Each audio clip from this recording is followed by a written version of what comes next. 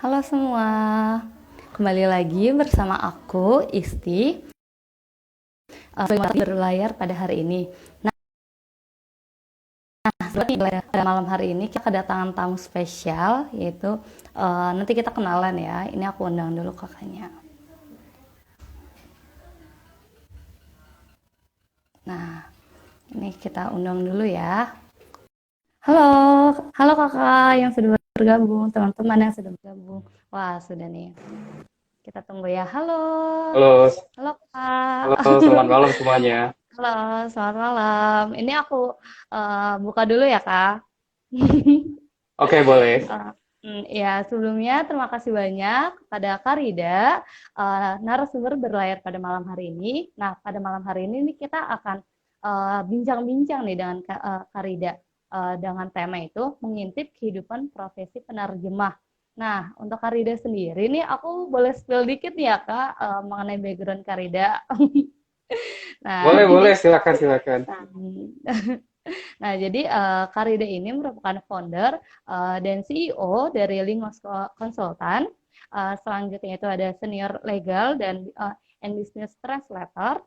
Selanjutnya itu member of Himpunan Penerjemah Indonesia dan juga professional member of Pro, Pro, Pros and Terus, Translator iya. Cafe. Oh ya, Pros, bener gak nih Kak? Benar, benar, benar. Nah, jadi itu sedikit background dari Karida. Mungkin dari Karida sendiri boleh dikenalin dikit gak nih, Kak? Iya, boleh, boleh. Thank you, diri.com. Thank you juga, Isti juga untuk sambutannya. Perkenalkan, saya Rida Tobing. Saya, tadi seperti dijelaskan, saya founder dan CEO dari Linguas Consultancy. Background saya S1 Hubungan Internasional Universitas Indonesia, dan saya sudah menjadi penerjemah sekitar 6 tahun, sudah berjalan 6 tahun. Saya pernah bekerja di salah satu uh, perusahaan penerjemahan hukum terbesar di Indonesia, dan saya juga pernah bekerja juga sebagai freelance translator, sehingga pada saat ini saya pada tahun 2020 saya melangsungkan niat saya untuk membuat perusahaan sendiri, yaitu Linguasco Consultancy. Linguasco itu sendiri juga memiliki 6 bahasa: bahasa Indonesia, bahasa Inggris, bahasa Perancis, bahasa Jepang, bahasa Jerman, dan bahasa Belanda. Dan kami juga memiliki 5 layanan lain selain penerjemahan bahasa. Bisa dilihat lebih lanjut di @linguasco.com. Nanti jangan lupa follow Wih. juga ya, teman-teman. Nah, tadi Sama udah follow juga di jelaskan. didi.com juga follow. Iya. Yeah. Wih, makasih banyak loh Kak tadi. Pokoknya untuk teman-teman yang ingin tahu lebih lanjut apa sih Lingosko itu, bisa langsung banget nih di lingosko.com gitu ya Kak. Nah, terus juga ini nih Kak, selain kesibukannya Karida menjadi founder dan CEO, apalagi sih Kak? Kesibukannya ya? Saat ini nih Kak. Oh, saat ini. Kayaknya untuk itu sendiri sih, untuk dari saya sendiri, saya sejak 2020 pandemi, saya full work from home ya, work from home. Dan eh, ternyata sama aja ya, maksudnya cukup satu hari itu cepat juga berlalu gitu. Dan kesibukan saya sih sebenarnya saat ini memanage Linguasko sih, iya, full memanage Linguasko, karena saya punya tim juga yang ya juga luar biasa juga, bekerja keras. Dan kami juga punya berbagai mitra, partner juga, yang kebetulan juga mereka tinggal di beberapa, ada yang di luar negeri, ada yang di Jepang, dan ada juga di Jerman. Mereka adalah kepala bagian dari setiap masing-masing bahasa tersebut. Jadi yang bahasa Jepang tinggal di Jepang, yang Jerman tinggal di Jerman, seperti itu. Wih. Dan saya mastiin juga eh, karena penerjemahannya, jadi harus memastikan juga gitu. Tapi kita juga memiliki mekanisme untuk apa, project management juga ya, kayak kerja juga. Dan sering juga, sesekali juga kita harus ada pertemuan juga kan, melalui Zoom sama Google Meet gitu juga. Dan ya kesibukannya juga paling mengerjakan proyek, mengerjakan mencari apa, berkomunikasi juga sama klien juga, dan ya juga kami juga sangat welcome juga ketika diberikan kesempatan yang cukup berharga seperti berada di didik.com seperti ini. Wih. Wah, berarti kesibukannya Kak Rida walaupun WFH ternyata full juga nih ya Kak tadi. Iya, full Nah, juga ya. Full juga, iya. ternyata full juga, ternyata full nih. Nah, terus juga kenapa sih Kak tertarik dengan penerjemahan dan profesi penerjemah itu seperti apa sih Kak? Eh, Profesi penerjemahan ya. Jadi memang ada juga sih kayak pemahaman kalau apakah penerjemahan itu mudah dan apakah penerjemahan itu susah gitu. Jadi susah-susah gampang sih ya sebenarnya. Karena segala sesuatu juga pasti ada kelebihan dan kekurangannya juga. Jadi kalau dari saya sendiri sih semua tuh berangkat dari minat ya. Jadi dari saya latar belakangnya kalau boleh cerita sedikit juga, saya memang dari kecil suka bahasa, dan eh, saya waktu kecil itu kebetulan karena ikut sama orang tua dulu bekerja di Kementerian Luar Negeri, sehingga saya pun dulu lahirnya juga bukan di Indonesia, saya lahir di Australia. Lalu saya juga pernah tinggal di dua negara lainnya, di Slovakia dan Vietnam. Jadi itu juga menurut saya juga alasan mungkin yang membuat saya juga tertarik sama bahasa ya, karena eh, dulu juga saya kalau boleh cerita juga, bahasa yang lancar pertama kali itu eh, bahasa itu sih, bahasa Slovakia dulu. Jadi dulu tuh agak-agak kejar-kejaran bahasa Indonesia sama bahasa Slovakia gitu kan. Jadi tapi pada akhirnya juga bahasa Indonesia juga pas sampai di Indonesia kembali belajar juga. Jadi selain itu juga ketika belajar bahasa Inggris juga begitu gitu. Jadi memang bahasa minat minat terus keinginan untuk belajar gitu ya. Jadi kadang-kadang nggak ujuk-ujuk saya pengen jadi penerjemah, saya ingin jadi penerjemah, tapi mungkin eh, bukan atas dasar kayak minat gitu, ya bisa aja sih gitu, tapi takutnya nanti kalau misalnya eh, diupayakan gitu malah bukan karena apa ya, karena minat jadinya malah nggak suka gitu, kayak gitu. Hmm. Wah, berarti emang ternyata Karida ini dari kecilnya juga udah suka bahasa gitu ya, Kak. Apalagi tadi katanya lahirnya juga nggak di Indonesia dan bahasa yang lancar juga ternyata seperti itu. Jadi emang sudah suka dan akhirnya menekuni gitu ya, Kak. Nah, selanjutnya nih, Iya, betul, eh, ta- betul, betul. hmm. Nah, selanjutnya nih, Jadi Kak, kalau dulu dulu saya kalau boleh cerita juga hmm, kenapa salah satu apa ya, mungkin turning point ya eh, dari saya menekuni bahasa itu ketika saya harus ikut sama orang tua saya ke Vietnam. Pada saat itu saya udah SMP kan. Jadi kalau waktu dulu pas yang di Eropa itu saya masih bisa autodidak ya, kalau masih anak kecil tuh kan mudah ya belajarnya gitu. Tapi ketika saya sudah SMP dan saya harus ikut sama orang tua ke Vietnam itu, hmm, saya tidak bisa dimasukkan ke sekolah lokal, sekolah setempat. Jadi akhirnya saya ke sekolah internasional. Yang mana sekolah internasional bahasa Inggris kan. Seperti teman-teman tahu hmm, juga mungkin yang di sekolah-sekolah di Jakarta juga kan tuh sekolah internasional. Itulah yang menyebabkan saya kalau harus berkomunikasi tentunya harus bisa bahasa Inggris kan. Otomatis di situ saya juga belajar juga kan. Jadi kayak kalau dari saya pribadi pernah sampai bikin buku ya kan, dan buku itu tuh saya mengisi itu apa namanya, daftar kosakata gitu, daftar kosakata itu. Tapi zaman dulu ya, kalau sekarang sih udah lebih apa, lebih mudah, jadi bisa dari apa, dari laptop, dari tablet gitu kan kalau mau itu. Jadi untuk mengasah diri itu banyak sih caranya gitu, dari hmm, gak cuma dari bikin buku aja, kosakata buku aja, tapi bisa dari musik, dari lirik lagu, dari nonton film gitu kan. Didengerin terus habis itu mungkin baca liriknya, baca subtitlenya, terus cari kosakata yang baru gitu kan. Terus baru udah dicari gitu. Wih, ternyata kita di awal nih udah dapet tips nih dari Karida nih. Wah, makasih banget loh Karida Iya, tadi tipsnya. Jadi iya, ternyata iya. Karida pas kecilnya juga karena nggak bisa apa bahasanya itu bukan bahasa yang umum gitu ya Kak. Jadi kejar-kejaran juga dan cara Iya, belajarnya itu juga tadi dari yang Karida cerita itu dari dengerin lagu, bikin buku kayak gitu. Wah, seru banget nih. Kita bakalan ngulik-ngulik terus nih Karida gimana boleh. sih bisa jadi sampai sekarang ini nih. Nah, terus juga nih Kak, Kak Karida itu kan merupakan CEO dari Lingosko ya. Nah, motivasi Iya, membangun Lingosko ini tuh apa sih, Kak? oke. Ini pertanyaan bagus. Terima kasih Isti juga. Jadi iya benar. Jadi kan mungkin teman-teman pada nanya apa bedanya Lingusko sama mungkin tempat penerjemahan lain gitu.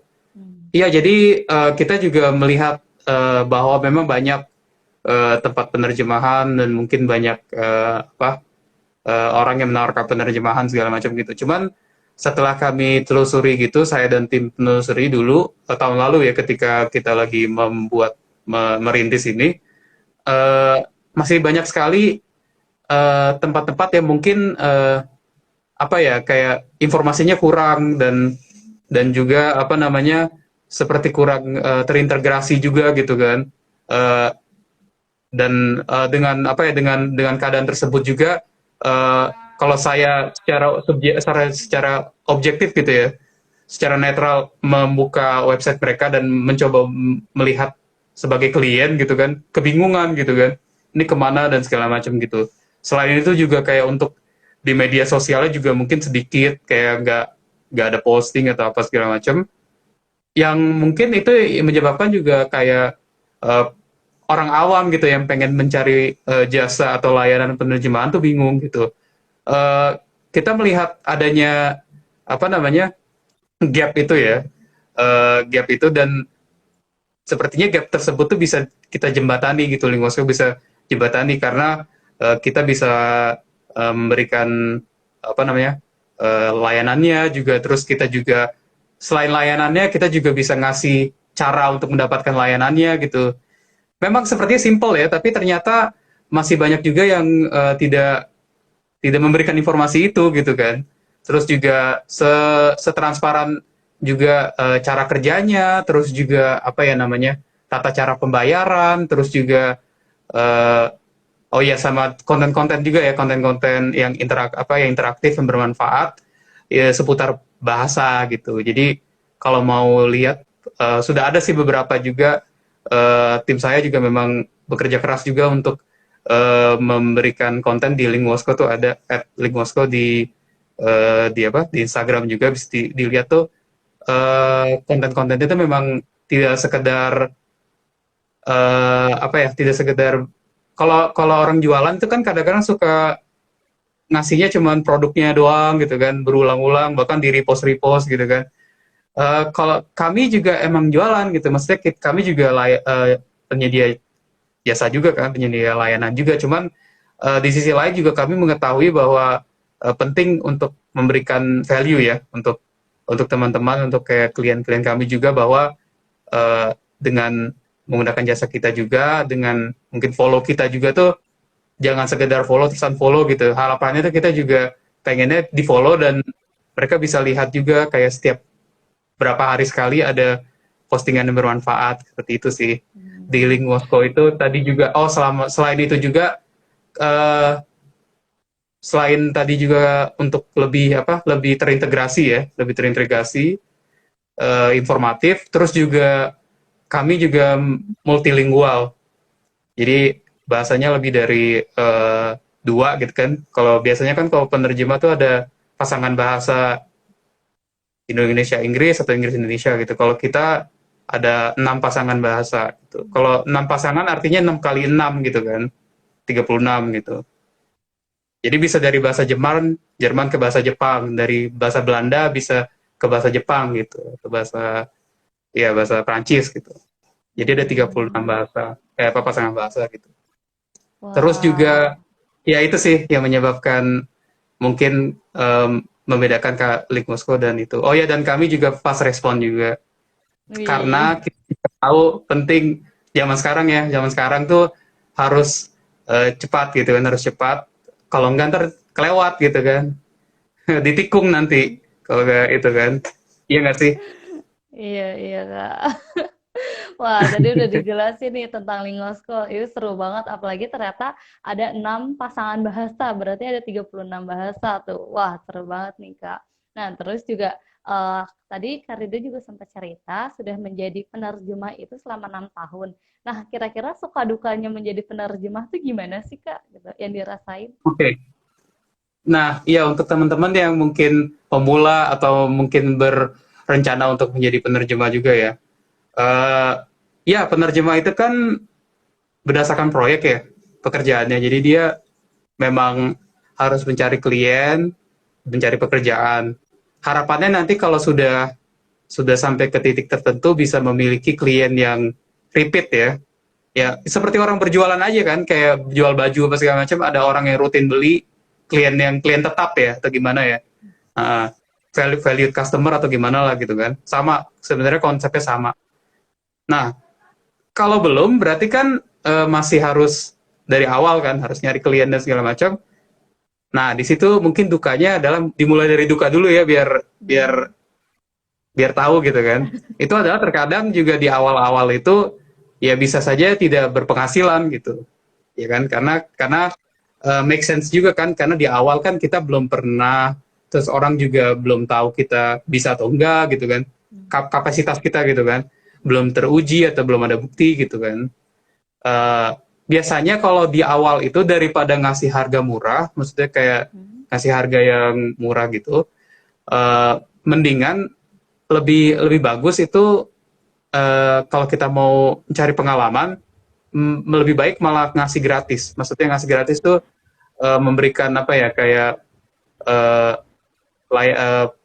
sampel ya, sampel penerjemahan gratis, mungkin kepada teman atau kepada rekan kerja atau apa gitu, untuk memulai uh, karir karirnya gitu. Jadi nggak usah yang gede-gede, nggak usah yang besar, nggak usah yang terlalu ribet juga. Mungkin kayak apa, kalau kuliah abstrak ya misalnya, Hmm. abstrak gitu kan. Atau apa gitu, atau kayak berapa penggalan paragraf gitu. Jadi itu gratis kan. Nah, gratis tuh nggak ada penghasilan kan. Tapi itu adalah proses gitu. Jadi nanti kan itu bisa bisa kalian cantumkan sebagai apa, portofolio ya. Ya, orang-orang fotografi kan semua portofolio gitu juga kan. Nah, jadi dari situ juga itu bisa bisa itu dikembangin. Nah, seiring dengan waktu nanti boleh pasang harga dan segala macam gitu-gitu kan. Dan ya, jadi pastiin juga itu eh, ada gitu kan di awal, bahwa mungkin di awal-awal tuh nggak ada penghasilan. Terus yang kedua, eh ya itu apa, penghasilan itu kan naik turun kan. Jadi kadang orderan banyak, kadang orderan dikit itu. Itu juga satu hal yang harus disampaikan juga gitu kan. Nah, itu kurang lebih itu ya kekurangannya gitu. Apa dukanya. Kalau sukanya bisa WFH, bisa kerja di mana-mana, modal modal laptop sama internet saja, dan benar-benar nggak harus ke kantor dan segala macam gitu ya. Ya maksudnya kecuali kalian penerjemah perusahaan tertentu, tapi kalau biasanya teman-teman kan penerjemah itu kan ada tiga ya. Maksudnya sebenarnya ada dua sih ya, ada dua. Penerjemah in-house sama penerjemah freelance. Kalau penerjemah in-house itu yang terikat kontrak sama eh, kantor tertentu gitu. Jadi dia memang kerja di sana digaji gitu kan. Tapi ada juga freelance translator itu yang dia bisa bekerja di berbagai proyek gitu kan, bersamaan gitu. Nah, eh, tentunya kalau misalnya yang freelance gitu ya, kalau yang freelance translator itu kelebihannya itu, jadi dia bisa ngambil garap proyek dari manapun juga gitu. Jadi nggak, bisa aja satu hari dia megang 3 klien gitu kan, dibandingkan dia digaji sekian per bulan, bisa aja dalam waktu sebulan dia banyak bisa dapat lebih gitu kan, dibandingkan temen yang in-house tadi gitu. Jadi memang, dan kelebihan-kelebihan itu sih yang mungkin bisa disampaikan itu fleksibilitas waktu juga kan. Maksudnya kayak kita bisa nentuin harga, kita bisa nentuin waktu kerjanya gitu kan. Tawarin gitu. Namanya juga penawaran kan. Kita nawarin ke klien, ini harganya segini, kerjainnya segini gitu kan. Jadi apa namanya, dan nanti tinggal merekanya aja gitu terima atau enggaknya. Jadi ada kebebasan itu juga, fleksibilitas waktu, fleksibilitas WFH-nya juga gitu kan. Makanya saya sama tim dari kemarin rintis, dan sebelum-sebelumnya juga mereka juga bekerja juga kan, tapi baru rintisnya tahun lalu. Sebelumnya karena penerjemah juga tidak begitu kaget gitu kan dengan adanya pandemi ini, karena memang pada dasarnya sangat bisa kerja dari rumah gitu, dari kedai kopi, dari apa namanya, dari rumah keluarga gitu kan, seperti itu. Hmm. Wah, ternyata tadi dari duka dan sukanya banyak juga ya, Kak. Jadi harus pahitnya dulu nih, tahu nih pahitnya tuh apa Iya, sih, harus ada baru pahitnya juga, iya benar. Makanya dari itu juga tadi kalau mau tambahin, pentingnya untuk ketika kita menjadi penerjemah itu, baik in-house maupun freelance, itu penting untuk memiliki itu sih, apa, perencanaan keuangan yang baik gitu kan. Karena kadang-kadang kayak tadi saya bilang gitu, kadang kalau banyak banyak, kalau dikit dikit gitu kan. Bagaimana caranya supaya tetap stabil gitu kan, biar menyeimbangi. Ada bulan-bulan yang dapatnya segini aja gitu, tapi kadang kadang ada yang dapat segini juga, entah biar rata gitu. Perencanaan keuangan sih gitu. Hmm, wah, berarti dapat tips lagi nih dari Karida nih. Jadi kalau kita nih yang mau mulai menjadi penerjemah juga harus dimatengin juga nih perencanaan keuangannya. Kayak gitu ya, Kak. Bener. Nah, mungkin nih untuk teman-teman nih yang penasaran, aduh kayak ada di dalam hati ada pertanyaan-pertanyaan yang masih mengganjal nih, bisa banget langsung ditanyain di kolom komentar atau di question box. Nanti aku bacain terus nanti kita langsung tanya nih ke Karida nih, mumpung ada Karida nih di sini nih. Iya boleh, Nah, silakan, iya ditanya aja, iya benar. nah, selanjutnya nih Kak, aku mau nanya nih, ada nggak sih Kak hal-hal unik yang Karida rasain itu selama menjadi penerjemah nih Kak? Hmm, unik ya. Iya. Unik, unik mungkin ketika eh, dianggap kita bisa melakukan semuanya. Maksudnya kayak saya pernah dapat itu, jadinya lebih ke itu ya, client relation ya. Jadi kayak Hmm. menemukan klien-klien yang unik gitu. Jadi kadang-kadang kita pernah dapat klien itu dia mintanya penerjemahan, tapi ternyata mintanya yang lain-lain juga gitu. Oh. Sampai sampai ke bagian dimana ya kita sebagai penerjemah gitu tidak bisa melakukan itu.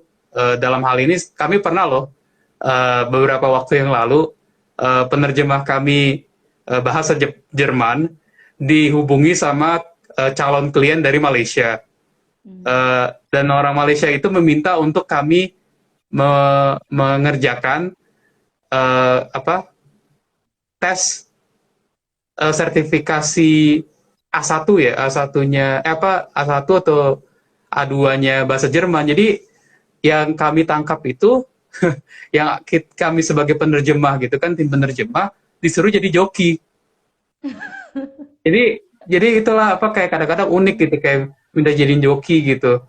Hmm. Apa, joki tugas, joki itu, padahal kami penerjemah gitu kan. Tapi sehubungan dari bahasa gitu, kita nggak bisa gitu, karena itu apa ya, tidak sesuai dan melanggar sih sebenarnya, kayak dari segi apa ya, etika juga sama kode etik dari kami juga kan. eh, Kami menerjemahkan itu kan untuk membantunya Hmm. tuh bukan untuk tapi bukan untuk mencurangi gitu kan, karena kan kalau ujian bahasa atau apa segala macam itu bukannya nggak bisa gitu kan, kami bisa gitu dan kami capable juga, tapi secara itu ya, secara etika gitu tidak dibenarkan gitu kan, itu bukan nilai mereka, ya nggak sih.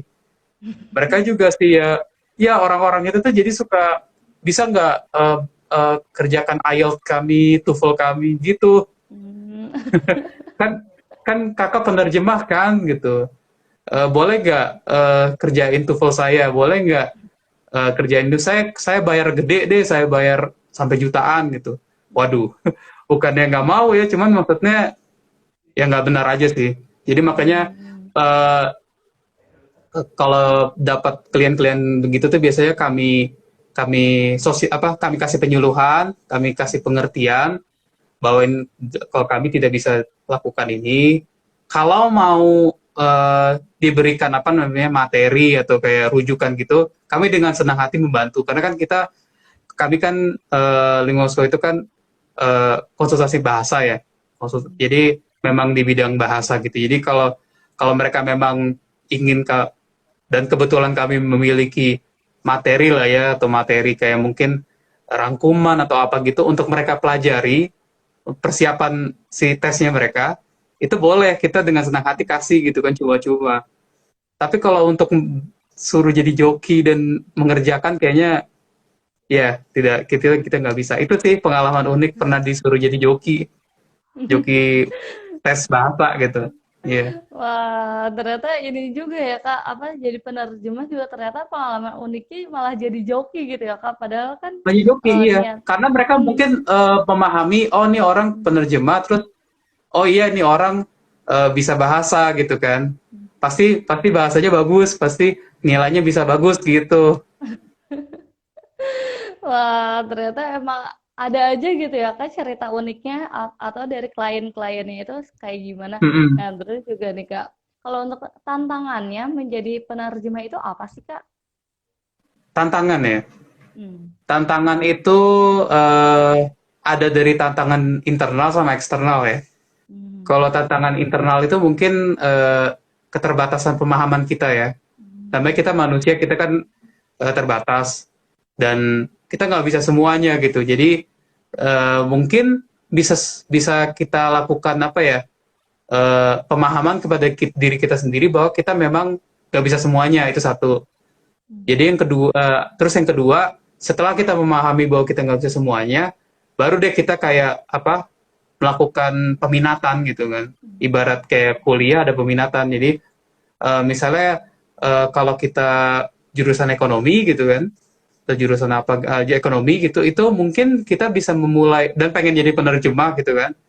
Kita bisa memulai dari hal-hal yang paling dekat dari kita gitu. Jadi mungkin dari jurusan ekonomi ngambilnya kayak eh, laporan keuangan atau apa gitu kan, penerjemahannya gitu kan. Jadi lebih itu gitu. Nah nanti kan sering tuh mungkin dari awal mungkin mulainya laporan keuangan, terus apa namanya company profile atau apa segala macam gitu kan, yang bersifat dokumen-dokumen bisnis sama dokumen perusahaan gitu, ekonomi. Lama-lama kita memiliki apa peminatan itu gitu dan dibanding menjadi penerjemah yang eh, apa bisa semuanya tapi nggak jago gitu kan, nggak jago dimanapun, mendingan dia fokus ke satu atau dua gitu. Kalau kalau seperti teman-teman lihat juga mungkin di poster dan di tadi apa pengenalan dari dididik melalui ISTI juga kan, saya ambil peminatan juga, saya lebih cenderung ke legal sama bisnis gitu. Itu setelah saya mencari jati diri juga gitu kan. Apakah saya marketing, apakah saya apa namanya komunikasi, apakah saya medis gitu kan. Ada kan kayak yang kedokteran gitu, ada juga yang bagian apa ya engineering, jadi kayak banyak apa instruksi panduan gitu kan, itu perlu penerjemahan kan. Atau entertainment gitu kan, apakah saya lebih bagus penerjemahan game gitu kan, kan game sekarang banyak kayak PUBG apa segala macam, itu kan harus di Indonesiain gitu kan. Nah tapi ternyata setelah saya cari jati diri, saya menemukan bahwa saya condong ke legal sama itu apa namanya uh, bisnis seperti itu. Jadi peminatan dulu, iya peminatan.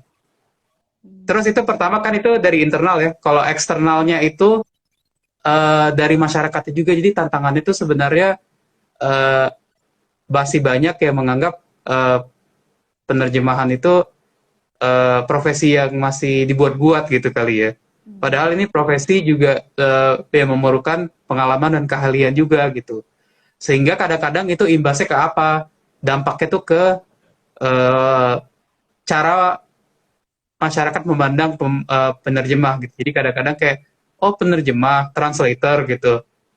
Apa bedanya translator sama Google Translate? Jadi kalau boleh cerita sedikit, kami pernah diberi di apa di, dilontarkan eh, pernyataan itu dari salah satu kementerian. Jadi pernah sih kita kayak gitu ditanyain kayak gitu. Kementerian loh itu ditanyain penerjemah dan Google Translate itu bedanya apa sih gitu. Jadi bisa dibayangkan kan masih PR-nya masih panjang untuk memberikan pemahaman, sosialisasi, penyuluhan kepada masyarakat. Mungkin di Indonesia juga gitu terkait dengan bidang penerjemahan, bahwa penerjemahan itu sebenarnya penting banget loh gitu. Salah terjemahan tuh jadi salah arti. Kalau salah arti nanti bisa berantem, bisa misunderstanding kan. Iya kan? Kita bisa Iya, salah betul paham gitu. betul. Iya, Gitu betul sih. betul. Wah, ternyata seru banget nih dari tadi tantangannya ternyata ada internal dan ada eksternal juga. Nah, pas banget nih Kak, ada pertanyaan dari Kak Sinta. Nah, menurut Kak Oke, Sinta, selamat malam. Sebagai CEO dan founder, per minggunya rata-rata berapa persen ngerjain terjemahannya dan berapa persen manage perusahaannya? Terima kasih oke. gitu. Gimana tuh? Oh, pertanyaannya spesifik sekali. Terima kasih Sinta ya. Iya. Terima kasih Sinta untuk pertanyaannya. Bagus sekali pertanyaannya. Jadi kalau dari saya sendiri sih eh, cukup balance ya, maksudnya dan saya kurang tahu persen-persenannya gitu juga kan, karena saya itu aja kayak one one step at a time gitu kan. Jadi dan juga apa dari penerjemahannya juga tentunya dibagi. Jadi kami juga punya sistem itu kan apa project management juga. Jadi ada project manager juga dan dia memanage juga proyek-proyek apa saja yang bisa diberikan dan dibagikan kepada tim gitu. Jadi uh, dari saya sendiri sih, saya pribadi uh, satu hari itu bisa menerjemahkan sekitar 50 halaman per hari. Itu konteksnya dokumen hukum ya, ya dokumen hukum. Nah, tapi kan kadang nggak selalu 50, kadang lebih dikit, kadang lebih banyak gitu kan. Nah, iya benar katanya Sinta juga benar. Selain menerjemahkan, tentunya saya juga harus memanage perusahaannya juga kan. Ya, jadi memang saya juga memastikan juga ketika saya menerjemahkan itu, saya juga bisa ya apa check on my team juga gitu kan. How are they doing juga kan? How they're doing, how things are gitu in the company juga. Itu juga mastiin juga. Jadi memang harus balance sih. Dan kalau untuk persenannya saya kurang tahu ya. Sebelumnya minta maaf juga gak tahu persenannya juga. Tapi yang jelas sih balance ya.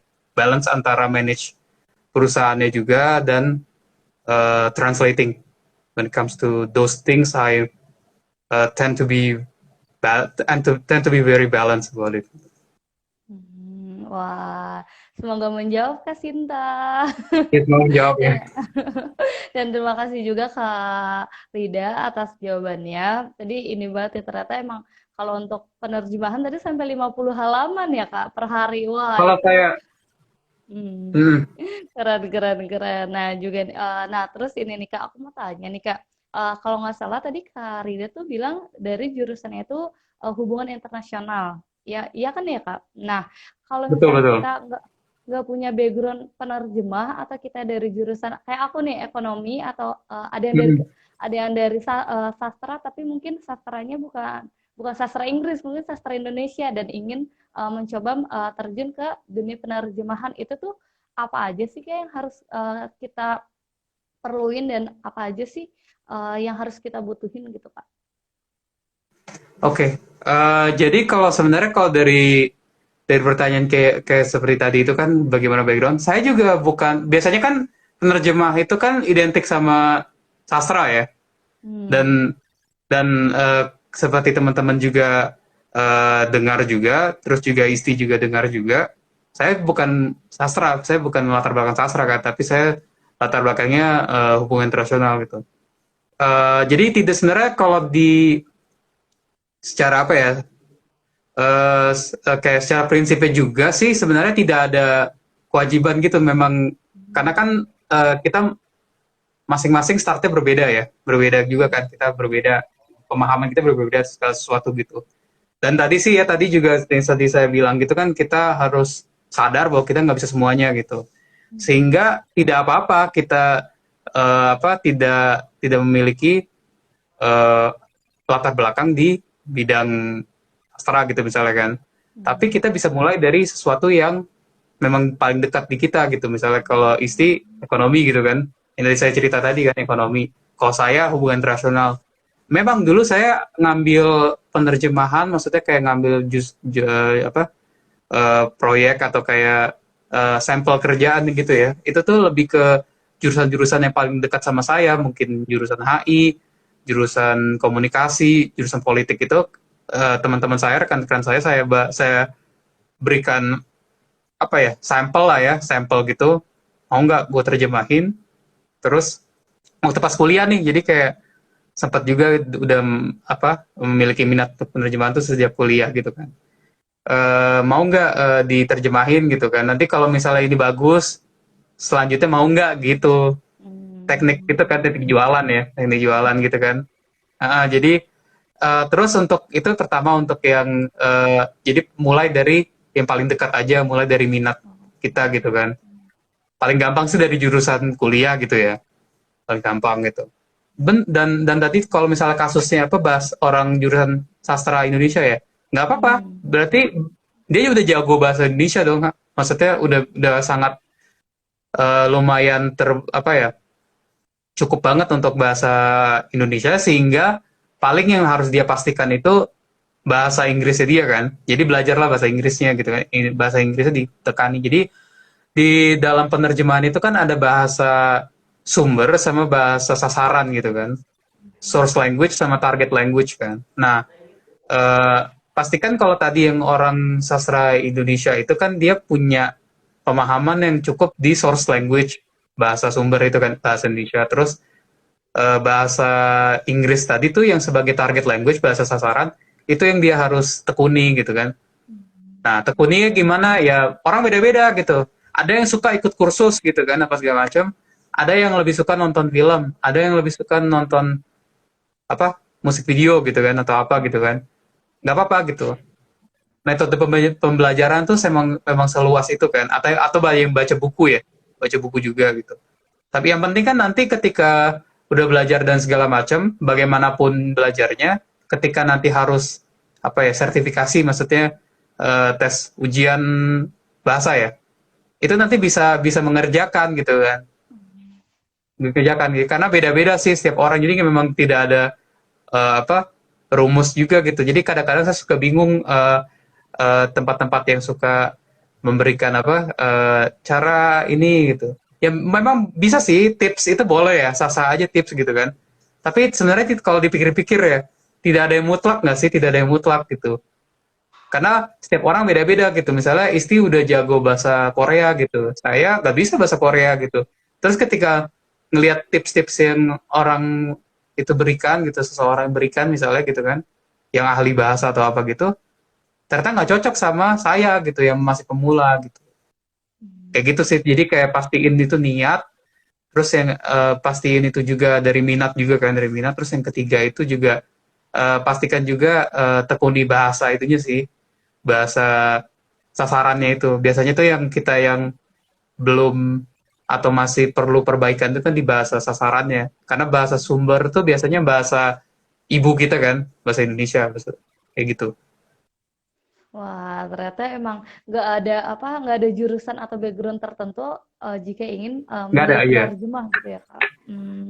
Wah, berarti untuk teman-teman nih yang mungkin ada minat tapi kayak merasa, aduh aku nggak punya background jadi penerjemah nih, jangan khawatir gitu ya, Kak. Yang khawatir, benar, karena saya kan salah satu anggota di Himpunan Penerjemah Indonesia Hmm. kan. Banyak juga loh penerjemah yang dokter, penerjemah yang apa namanya, IT, penerjemah yang dari engineering. Jadi memang tidak menutup kemungkinan. Nah, saya kurang tahu apakah mereka adalah pekerja lepas, maksudnya penerjemah yang kayak part time, mereka juga kerja sehari-harinya. Tapi ada juga yang kayak penerjemah atau apa gitu, atau pegiat bahasa gitu, kayak seperti kalau eh, eh, Isti kenal kan, Ivan Lanin kan, dia bukan, mungkin dia bukan penerjemah tapi dia cukup berkecimpung di bidang bahasa gitu kan. Jadi dia kan latar belakangnya IT kan, dia IT tapi dia akhirnya cukup berkontribusi di pengembangan Wikipedia bahasa Indonesia gitu. Jadi nggak ada sih sebenarnya, tidak ada penerjemah sama dengan S1 bahasa Inggris, S1 bahasa Indonesia gitu, nggak ada gitu. Boleh siapapun Hmm. boleh kok gitu. Hmm, wah, ini jadi ilmu baru juga nih Kak. Jadi mungkin teman-teman nih yang saat ini join mungkin ada yang ingin tapi masih ragu nih dikasih tahu nih udah dapat ilmu baru nih dari Karida gitu. Nah, terus juga Mm-mm. nih, nah untuk jenjang karir penerjemah tuh gimana sih Kak? Apalagi tadi Karida tuh udah sempat singgung penerjemah yang digaji dan penerjemah yang freelance. Itu gimana tuh Kak? Sistemnya tuh gimana sih Kak?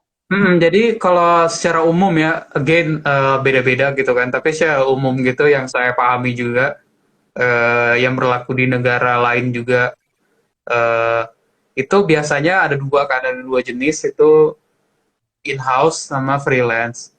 Nah, kalau di in-house itu sendiri kan itu dari perusahaan. Jadi jenjangnya pun juga paling jatuhnya ke apa namanya, tergantung dari perusahaannya gitu kan. Ada yang melabelnya hanya translator gitu kan. Tapi ada juga untuk memberikan insentif status dan insentif mungkin juga dari segi gaji gitu kan. Itu mereka tambahin junior, senior gitu kan. Junior Hmm. translator, senior translator gitu. Terus selain dari itu, kalau untuk freelance sih sebenarnya, eh, freelance translator itu dia tidak ada sih, tidak ada kayak ketentuan yang seperti tadi saya sebutkan, dia hanya menjadi freelance translator aja. Yang membedakan dia sama penerjemah in-house itu adalah portofolio dia. Jadi dia seperti fotografer, dia seperti pemusik kali ya. Jadi dia Hmm. me, mengapa memarket dirinya dia, memasarkan dirinya sendiri itu dengan memberikan portofolio gitu. Jadi sebenarnya jenjang uh, penerjemahan itu tidak serumit atau sekompleks apa ya, apa sih, manajemen trainee atau apa ya, iya pokoknya kayak gitu kan ya, manajemen Hmm. trainee atau kayak associate atau kayak, oh apa tuh namanya, itu ya, firma hukum ya, firma hukum kan, Hmm. dari intern terus nanti jadi associate, junior associate gitu-gitu kan, sampai Hmm. ntar jadi partner kan, kalau nggak salah paling tinggi itu partner kalau di eh, firma hukum. Mungkin saya bisa salah tapi mungkin seingat saya seperti itu gitu. Jadi kalau penerjemah itu sebenarnya jenjangnya itu gitu. Eh, Karirnya tuh sepanjang waktu gitu kan, kalau jadi penerjemah sepanjang waktu gitu, nggak itu, kecuali kita memiliki usaha gitu, kayak maksudnya kayak saya gitu kan, saya penerjemah tapi saya juga punya usaha juga gitu. Itu sebabnya saya juga menyandang eh, posisi CEO ini gitu kan. Tapi apabila saya melepaskan diri sebagai CEO gitu, saya penerjemah saja gitu. Nah, kayak gitu sih bayangannya gitu kalau untuk jenjangnya. Jadi sebenarnya simple kok, simple, tidak terlalu rumit gitu kan. Tidak terlalu rumit. Wah, ternyata untuk jadi penerjemah tuh nggak terlalu rumit dan bisa gitu ya Kak, bisa sepanjang masa gitu ya Kak ibaratnya kalau untuk jadi penerjemah. Hmm. Nah, jadi penasaran nih untuk Karida sendiri, goals ke depannya apa sih Kak? Goals ke depannya ya. Kalau goals ke depannya sih harapannya nanti ke Linguosmos berkembang. Itu satu pasti yang pertama. Terus yang kedua, maksudnya dari yang perkembangannya itu sendiri tuh harapannya nanti ada ekspansi buat bahasanya. Kami Hmm. juga lagi berupaya untuk finalisasi sih untuk bahasa selanjutnya itu yang kami kami sedang kontak gitu ya, kontak sangat intensif itu sama penerjemah Mandarin. Jadi harapannya Linguosco nanti dalam waktu dekat itu ada bahasa Mandarin, ya kan? Amin. Baik penerjemahan tersumpah maupun tidak tersumpah profesional gitu. Terus yang kedua, selain layanan bahasanya, kita juga pengen layanan-layanan lainnya juga sih, layanan-layanan lainnya gitu kan. Jadi seperti seperti penerjemahan, translation, kita kan juga punya CV writing, cover letter writing, subtitling, audio video, transcribing, sama copywriting gitu kan. Nah, harapannya nanti ada yang lain-lainnya juga gitu untuk ekspansi, dan goals yang lainnya juga tentunya lebih lebih dikenal sama masyarakat juga, karena kita juga ingin memberikan tadi kan pemahaman mengenai pentingnya penerjemahan kepada masyarakat gitu, kepada halayak umum, terus juga pentingnya bahasa juga, terus juga memberikan layanan juga yang berkualitas tapi harganya juga bersaing sih gitu, harganya kompetitif gitu. Tapi juga tentunya harganya nggak itu juga nggak, harganya wajar lah gitu, nggak sampai harga tidak wajar gitu, baik terlalu mahal atau nggak terlalu murah gitu. Wah, ternyata goals-goalsnya yang tadi udah dibilang sama Karida atau udah diceritain tuh baik semua gitu, positif semua, dan kita doakan ya teman-teman agar goalsnya atau keinginan-keinginan kedepannya itu sesuai gitu dan tercapai. Amin. Nah, tadi juga Karida udah sempat singgung penerjemah tersumpah. Nah, penerjemah tersumpah tuh apa sih, Kak? Oke, jadi penerjemah tersumpah itu adalah penerjemah yang diangkat ya kan, diberikan jabatan itu oleh gubernur. Jadi ada SK gubernurnya, di mana dia memang merupakan suatu jabatan non fungsional dari pemerintah, yang di mana dia juga memiliki tugas untuk menerjemahkan dokumen-dokumen yang sekiranya diperlukan penerjemahan tersumpah. Jadi biasanya itu dokumen-dokumen itu antara dokumen pribadi atau dokumen perusahaan yang memerlukan cap penerjemah bersumpah. Kenapa diperlukan cap penerjemah bersumpah?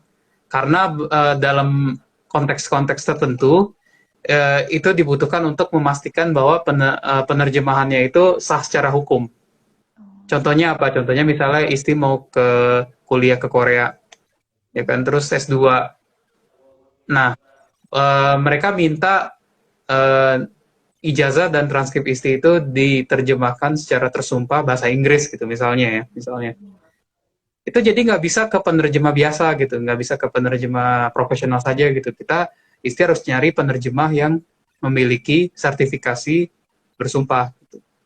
Itu kenapa? Karena nanti juga memiliki konsekuensi hukumnya juga.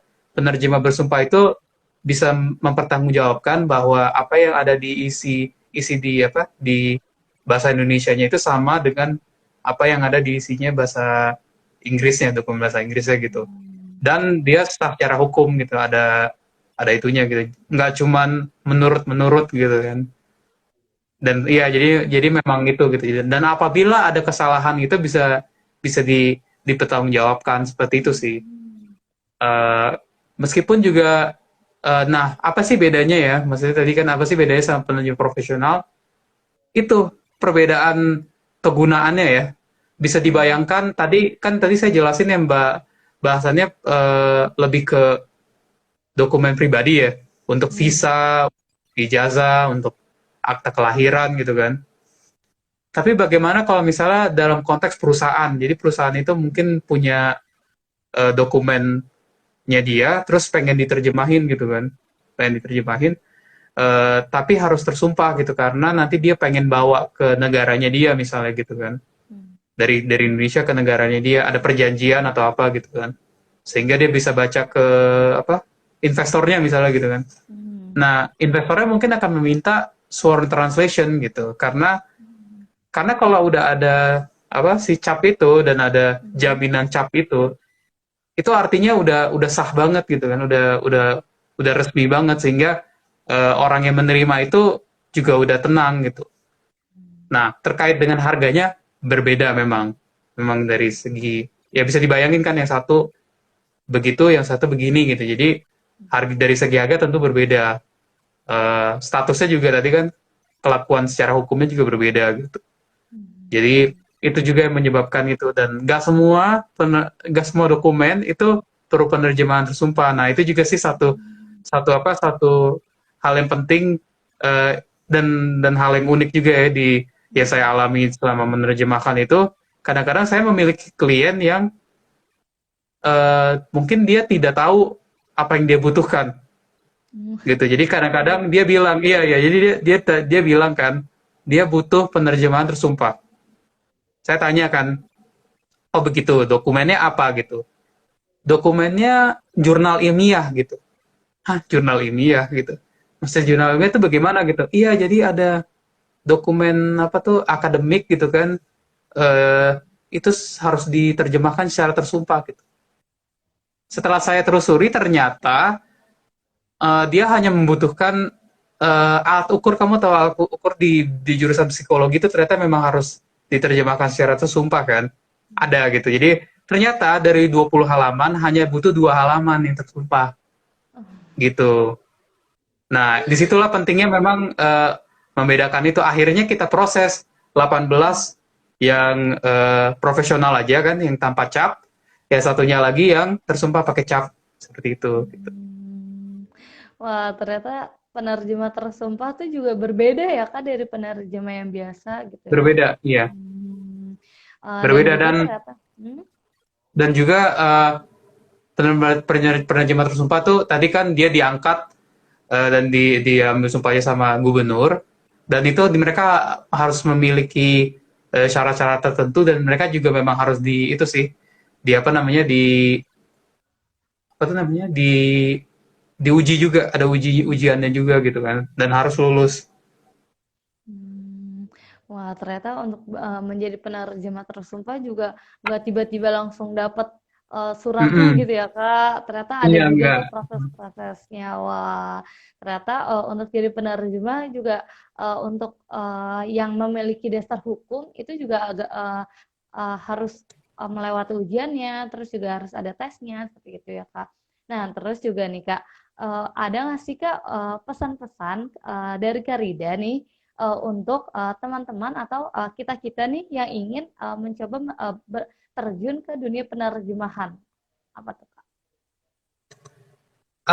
Dimulai tadi sih ada sih beberapa mungkin tadi juga udah disebutin juga secara itu ya secara random juga tadi. Yang pertama tuh memang harus memiliki minat di bahasa ya, di bahasa gitu. Karena kalau segala sesuatu itu dimulai dari minat itu akan lebih mudah gitu kan.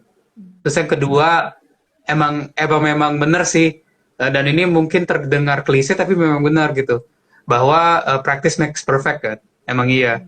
Jadi dengan latihan. Bagaimana latihannya? Ya tadi saya bilang tadi kita nggak ada rumus yang pasti memang gitu, nggak ada formula yang pasti. Ada yang suka nonton film, ayo. Ada yang suka baca buku, ayo gitu. Ada yang lebih suka dengerin musik, ayo gitu. Jadi itu media itu tergantung dari orang dan media pembelajarannya bisa beda-beda. Nah dari situ nanti dikembangin aja dilatih ya kan, dikembangin aja sehingga nanti apa yang dipelajarin, apa yang didapatkan dari tadi yang awalnya minat itu kan bisa menjadi skill gitu untuk penerjemahan. Nah mungkin untuk lebih formalnya lagi kan setelah udah ada minat, setelah udah ada media pembelajarannya juga, mungkin bisa di channeling ke lebih formal lagi. Mungkin ambil kelas kursus ya kan, kelas kursus. Kan minatnya udah ada nih. Habis itu juga media pembelajaran yang secara mandiri ya, udah ada juga.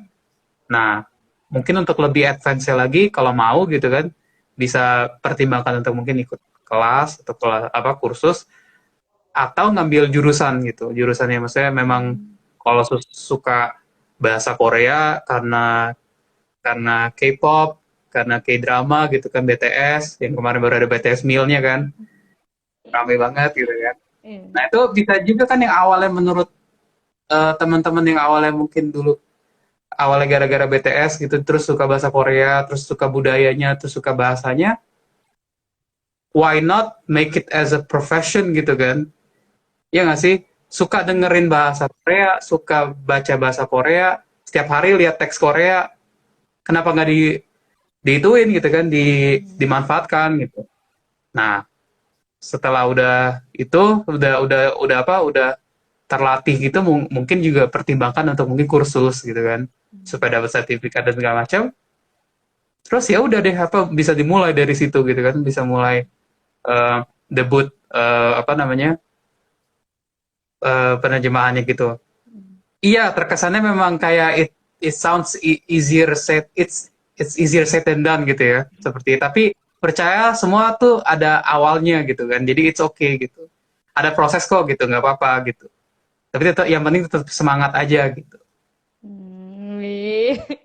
Ternyata emang untuk menjadi penerjemah tuh harus dari minatnya dan juga kita emang harus menekuninya ya Kak. Betul sih, iya. Bener kan, maksudnya kalau sama aja sih semua profesi ya nggak sih, kayak kalau mungkin kalau salah please correct me juga. Kalau mau jadi lawyer harus punya minat dengan hukum, punya minat untuk ngafalin pasal gitu kan. Terus kalau mau jadi TNI harus latihan fisik gitu kan, harus bela negara gitu. Polisi juga mungkin misalnya kan. Terus juga kalau dokter juga mungkin harus bisa ilmu sainsnya ya kan, biologinya, terus ilmu medisnya juga, terus dia juga harus praktek gak boleh takut darah gitu-gitu kan.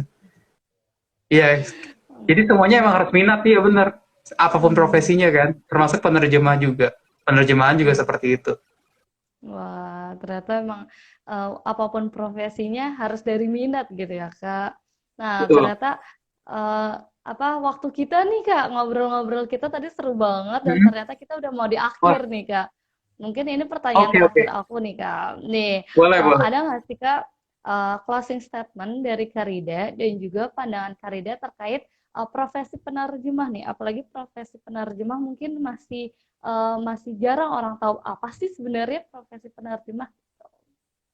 Apa? Oke, closing statement sebelumnya saya berterima kasih juga kepada didik.com atas nama Link Wosko sudah diberikan kesempatan untuk melakukan sesi IG Live ini ya, dan ya kami berterima kasih untuk kesempatannya juga, dan semoga acara ini bermanfaat buat teman-teman juga, dan teman-teman yang nonton live ini maupun nanti juga nonton rerunnya, record ininya. Terus yang kedua, terkait dengan tadi, mungkin kalau dari dunia penerjemahan harapan saya juga semakin berkembang dan semakin menjadi menjadi pilihan profesi dari orang-orang juga, dari teman-teman juga. Jadi bagi yang teman-teman yang mau mulai berkarir di bidang penerjemahan gitu, jangan takut. Maksudnya jadi itu bisa jadi salah satu opsi karir juga yang menjanjikan gitu kan, yang juga prospektif juga. Dengan tadi yang udah dijelaskan juga secara singkat juga kan, segala sesuatu ada resikonya, ada plus minusnya juga, dan ketika sudah ditimbang-timbang itu boleh gitu kan. Dan mengenai penerjemahan juga harapannya juga semakin dilihat juga dan dipandang sebagai profesi yang juga ya profesional gitu kan di kedepannya. Dan mungkin harapannya teman-teman di didik.com sama teman-teman yang bisa nonton di sini juga bisa memahami itu juga dan sebarkan ke teman-teman juga bahwa penerjemah itu juga sama seperti akuntan, seperti lawyer gitu kan, yang memiliki set of skills juga gitu kan, set of expertise dan experience juga gitu, sehingga tidak serta-merta penerjemah sama dengan Google Translator gitu. Kita PR-nya masih panjang karena di Indonesia tuh masih dilihatnya seperti itu gitu. Jadi kadang-kadang oh ini penerjemahan lo kayak gini, terus Google Translator gini kok mirip gitu. Itu PR kita besar sih gitu. Meskipun ada juga yang mengerti, tapi ada juga nggak mengerti. Dan PR kita di Linguasko juga sadar bahwa merupakan misi kita sih di Linguasko juga untuk memberikan sosialisasi penyuluhan juga bahwa translation matters, and if you mistranslate something, there will be misunderstandings kayak gitu. Ih. Wah, keren, keren, keren. Iya, untuk teman-teman nih yang tadi udah ikutin kita dari awal atau yang baru-baru join, itu tuh tadi closing statement dari Karida itu tuh benar-benar wah banget gitu. Jadi jangan takut-takut ingin mencoba profesi penerjemah ya Kak. Apalagi profesi Iya, betul. penerjemah juga menjadi peluang gitu tadi dari yang tadi udah dibahas sama Karida. Nah, ini seru banget nih kita cerita-cerita. Mungkin karena waktunya juga udah malam nih Kak, mungkin Kak Rida mau istirahat atau mau melanjutkan penerjemahannya nih. Mungkin aku boleh tutup dulu sebentar ya Kak. Nah, boleh silakan Isti. Nah, untuk teman-teman yang sudah bergabung, untuk Kak Rida yang sudah menjadi narasumber kami, sebelumnya aku terima kasih banyak kepada semua teman-teman, Kak Rida yang sudah join pada malam hari ini. Kita bincang-bincang bareng, belajar bareng, pengalaman. Tadi cerita Kak Rida menjadi penerjemah itu ternyata seru juga ya. Wah, gitu. Dapat tips-tips baru nih ya dari Kak Rida. Terus mungkin jika aku ada salah kata, aku mohon maaf. Nah, kita Iya, sama akan juga kalau ada kesalahan kata juga kami minta maaf juga. Nah, kita juga nggak akan berlama-lama nggak ketemu Karida nih, karena nanti kita bakalan ketemu Karida lagi nih untuk teman-teman. Jangan lupa. Nah, untuk teman-teman jangan lupa kita akan ada sesi workshop bersama Karida di hari Selasa tanggal 22 Juni. Jamnya itu jam 7 malam. Pokoknya yang belum daftar, ayo buruan daftar untuk belajar bareng dengan Karida yang tadi kita udah intip-intip nih. Tadi tuh profesi penerjemah seperti apa sih? Nah, sekarang kita praktek nih, langsung praktek bersama Karida, diajarin dan dikoreksi juga ya, Kak. Kayak gitu. Jadi untuk teman-teman yang belum daftar, bisa banget langsung daftar, langsung join, kita belajar bareng dan kita ketemu Karida lagi nanti nih hari Selasa. Kayak gitu. Mungkin dari aku cukup sekian. Jika ada kata-kata yang kurang berkenan atau ada salah kata, aku mohon maaf. Sebelumnya terima kasih banyak kepada Karida untuk teman-teman semua yang sudah join. Sukses selalu dan semoga kita sehat selalu ya Kak. Gitu. Amin, iya, benar. Amin. Ya, selamat istirahat. Selamat istirahat. Dadah semua. Ya, terima Sampai kasih. berjumpa Karida. Ya.